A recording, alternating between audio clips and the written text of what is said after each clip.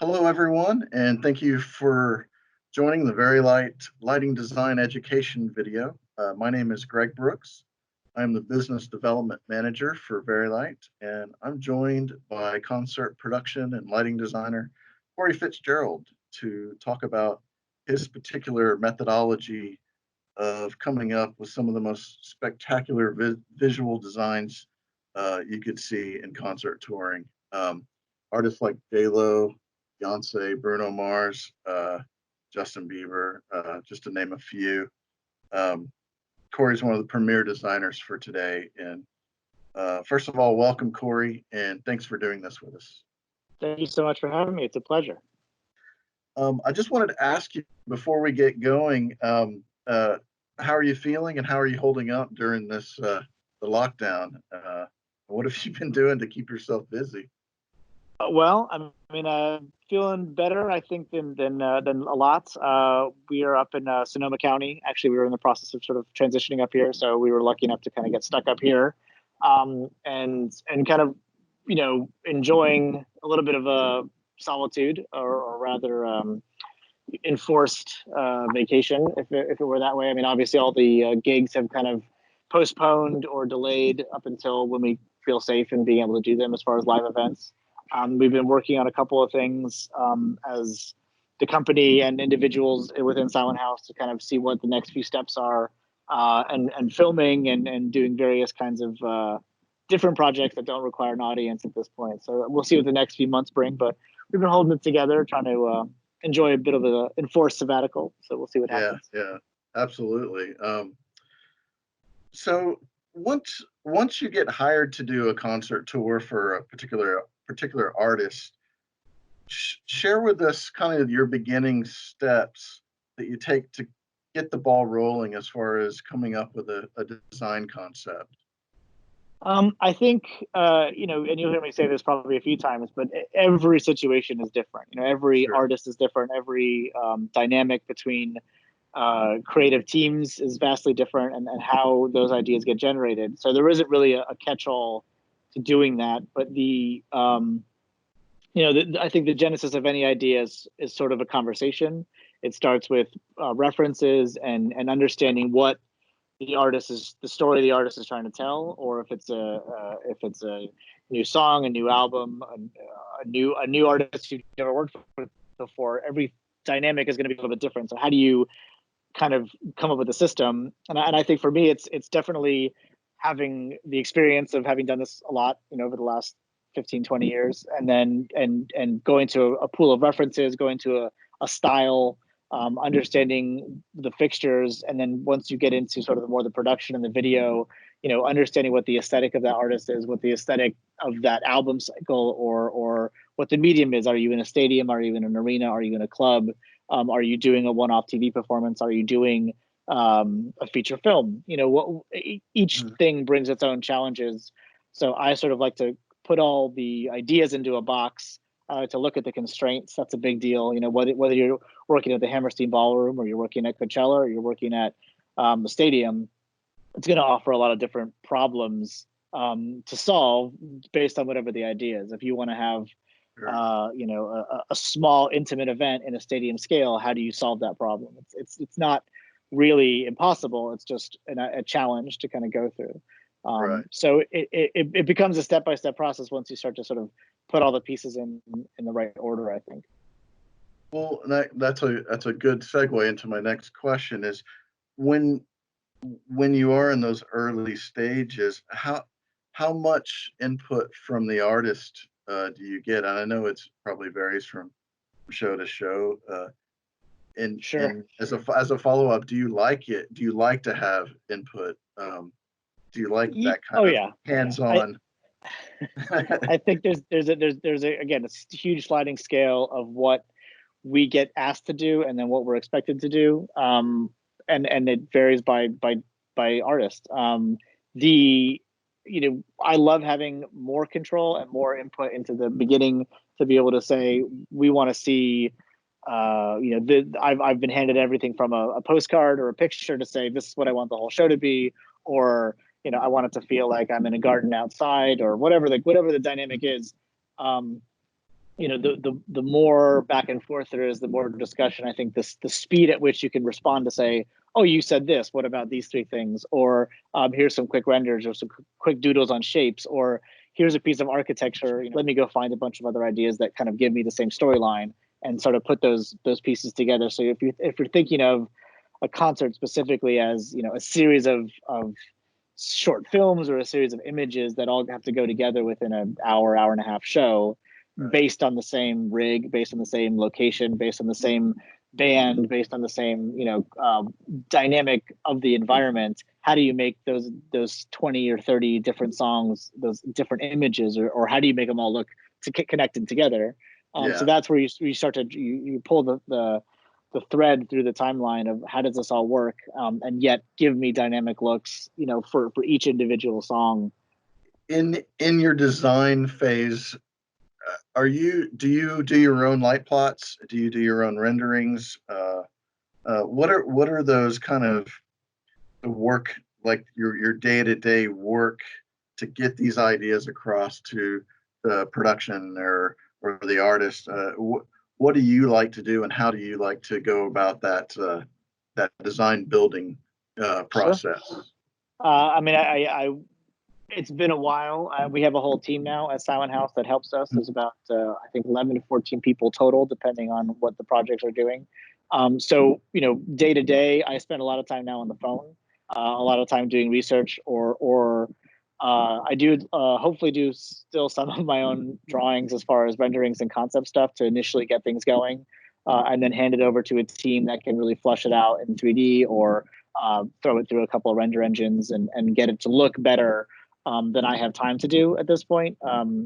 The light plots and stuff, similarly, we'll start things or make simple ideas, sketches, and then it'll get fleshed out, and then through meetings with the vendors and the production designer and production managers, what we want to do with how we shape trusses and where we put things and how we can get things in and out. That all comes as part of that process. So the initial idea, I think you start with the artist, very small group of creative minds, however that dynamic works. We're happy to, we collaborate a lot with other designers or creative directors, and we sometimes come in as creative producers to kind of help manage all that. So depending on the dynamic of that show, it tells us a lot about what our goals are and responsibilities are to provide the end product and to see it through to the end. So we start with the idea, the postcard, whatever it is, and then we go into the various cycles and phases and revisions that come back to that, and then we end up with the show, on opening night, hopefully. To get to that point, I remember when I toured in the late 90s and early 2000s. I remember sitting in rehearsals for 6 weeks sometimes, and just Sure. there was no previs back then, and it was the very early days of it. And uh, take us take us down a modern tour where how much rehearsal time do you get, or how much previs do you get? How important is that time in today's Yeah, world? it's crucial. I mean, it's and I have too, from the late 90s, early 2000s up until now, seen the transition every day, every year. It gets more and more reliant on the previous tools that are getting better and better at implementing what it's really going to look like. So what you used to have is 6 to 8 weeks with a Madonna tour. I mean, they still actually do a lot of that rehearsal on site, but most bands can't afford that. Most artists don't have the time or the luxury or the venue or the staff to be able to say, we're going to sit in a room and really theatrically tech out the show. We're gonna go in and do as much as we can in previs. We're gonna try to spend 5 to 10 days in a rehearsal venue, and then maybe a day or two before the first show in the rehearsal venue, or in the first venue if you can get it. I mean, that's been typically the more popular repeatable pattern. The previs has gotten longer. Like, if you can afford a week, 2 weeks, possibly 3 weeks with video content prep, depending on the scale of the show, you're saving that much more time and cost in the real world, if you can afford it. And then you do hit a point of critical mass where the previs can only get you so far. You have to take a show and then actually see it in real life to know that it's going to work. Especially when you start using interesting elements like mirrors or reflections or dichroic panels or moving video screens. Like the the theory all works in the computer, and then you start getting it into the real world and seeing, well, what does that actually do with our shadows? What does it do with, the amount of light physically hitting the person? We have to meter all that. We have to make sure it's going to work for the camera. We have to place the cameras where they can really go. In an arena, the cameras might change every day. So if we base everything off of a unique camera shot that we can't get in every venue, then it really has to be figured out in a different way. So those things we can preempt in previs, and we've spent a lot more time doing that than we ever did before. But you do eventually need to go set it up and run it and see what everything looks like. Well, as a programmer, you're also a programmer. Do you like programming your own shows, or do you ever do that nowadays? I love. I mean, that's where I came from. Certainly in the background, I loved that aspect of it. It got me. It's so, that's where I started. That's why I got involved in actually learning how to control lights and how to change the timing and push them past what they were normally able to do. I don't program them nearly as much as I used to, if at all. Very once in a while, I'll get into it and try to build something myself, just because it's the way I think about it. It's easier for me to try something than to try to explain it sometimes.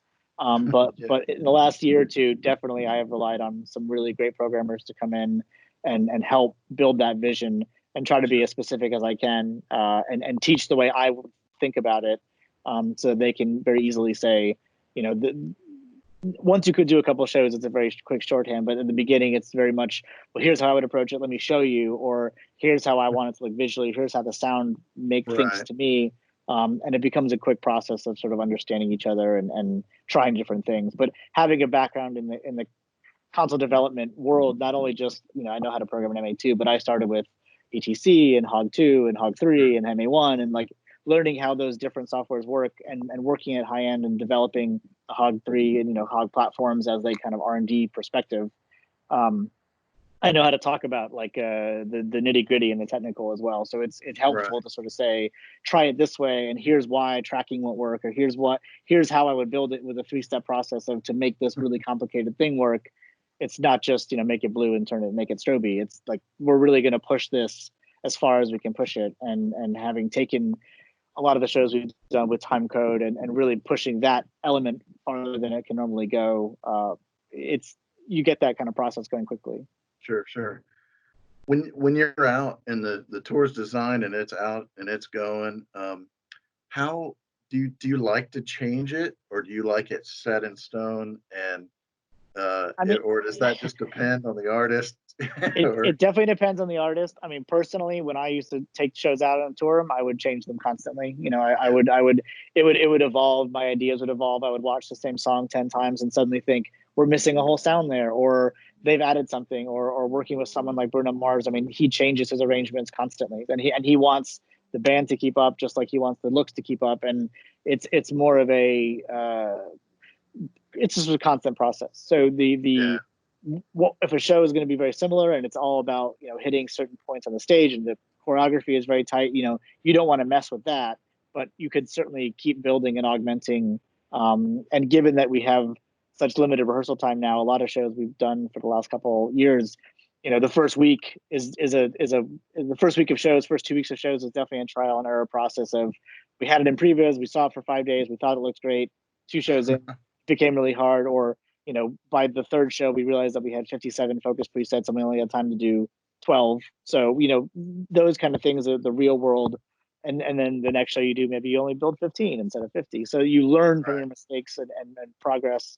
But also, it's never too late to keep learning. A lot of artists add songs, or we'll have a 200-300 song repertoire of things they want to do, and every night is a little different. So some songs are more polished than others, so you have time to work on other things. It's only a finite amount of time or resources when you're in the previs and programming phase. So having a few hours a day once the rig is up to kind of work on stuff is key. Are there any technological advances that we all use these days that are kind of indispensable? One that came to my mind was, like automated follow spots, or something like that. LED light sources. Is there anything that you can think of that is just, you can't believe we ever did tours without them? I mean, I was talking to someone today about some upcoming stuff and commenting on LED or moving light follow spots. As you know, we want to incorporate them into the rigs of what we're bringing along, because they're just so useful. That it seems you never. It's the kind of thing. Not to. I mean, the manned follow spots are well built and they work great, but it's just the convenience factor of being able to change things from the console is. It's a step you never want to go back from because it becomes so much harder to change things. I think a lot of the XYZ information that's become indispensable between sharing between Vectorworks, MA3D, various different programming and previous softwares has become second nature. So you draw it once and it's there. There's all sorts of ways to translate that information, and that's getting even more complicated with and integrated rather with the both, but with the black tracks and similar tracking softwares. That you're never going to go backwards and say, well, how do I think about that? How do I track people in space? It's like, well, this is just how it's done now. You know where everything is. Everything is a real object. Everything is a surface.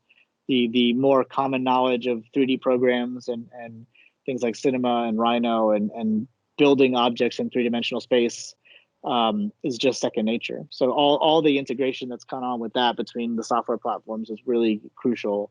And second nature. I mean, you that was such an extra step 20 years ago that it wasn't really useful, and it took so long that those programs and WYSIWYG being the front runner there really thought about that and building the world in the space and all that kind of stuff. So it's that between that and D3 now and video being pixel accurate in a 3D space and the way those things have changed all the other companies and pushed the technology to where it's at. It almost makes no sense. Like looking backwards or thinking about shows in that area, like, oh, I would have loved these tools and never imagined they were there. Now I can't do a show without them. So my final question is just related to our industry as a whole. Just as we recover, hopefully, from this coronavirus, I think we will. What are your thoughts on the direction of large scale events and concerts, spectacles? What does this look like a year from now or 2 years from now? Yeah, do you have any thoughts on that? I do. I mean, I think there's a lot of speculation, and it's going to keep changing. I mean, every day we're all getting new information about globally and local changes and rules and the problems that could come with another wave, the idea of opening up or not opening up or when or what that could cause. I mean, that people will want to gather. That's not a question. People want to come together and celebrate and enjoy the experience. I mean, even just watching TV shows where you see people in a bar or a restaurant, like, oh wow, it's funny to think I used to remember that. It feels so foreign. People are going to want to do that. I don't think that's going to go away, and I think science and technology will push us back together and heal the medical problems that have come up and will continue to come up, and there'll be more of an emphasis on that. But I think that audiences will be cautious. People will be, nervous. I think there'll be a period of transition of opening up, as the governors have been saying, smaller scale things, dimmering it up, as we would say, lighting wise, of